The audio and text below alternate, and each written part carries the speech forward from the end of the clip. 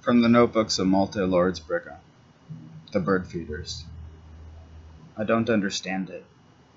I know it takes courage. But let us suppose for a moment that someone had it, this courage deluxe, to follow them, in order to know forever.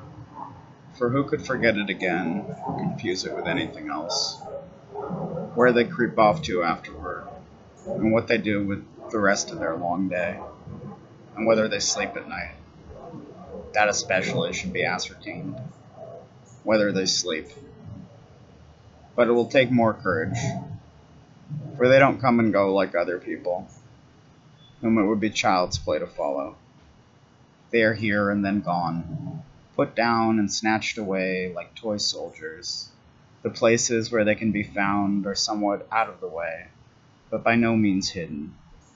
The bushes recede, the path curves slightly around the lawn. There they are, with a large, transparent space around them, as if they were standing under a glass dome. You might think they were pausing, absorbed in their bodies, these inconspicuous men, with such small, in every way, unassuming bodies. But you are wrong. Do you see the left hand, how it is grasping for something in the slanted pocket of the old coat? How it finds it and takes it out, and holds the small object in the air, awkwardly, attracting attention? In less than a minute, 2 or 3 birds appear, sparrows, which come hopping up inquisitively. And if the man succeeds in conforming to their very exact idea of immobility, there is no reason why they shouldn't come even closer.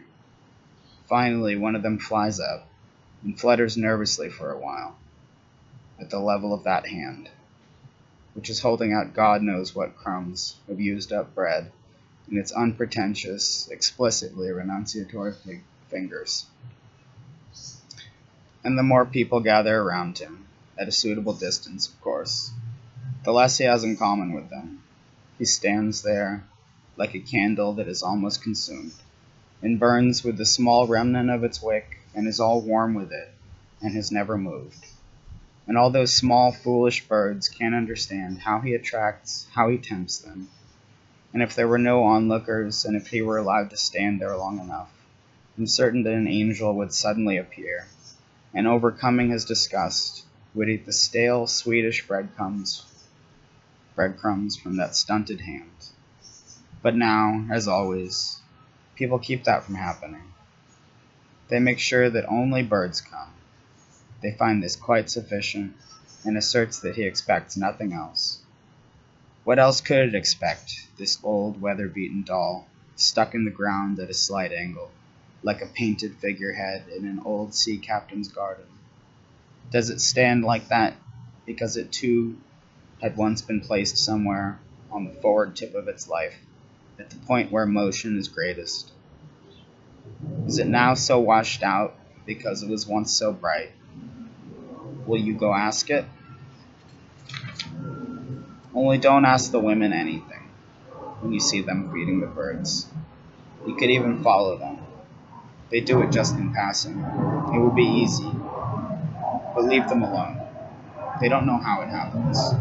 All at once they have a whole purse full of bread, and they hold out large pieces from under their flimsy shawls, pieces that are a bit chewed and soggy. It does them good to think that their saliva is getting out into the world, a little, that the small birds will fly off with the taste of it in their mouths, even though a moment later they naturally forget it again.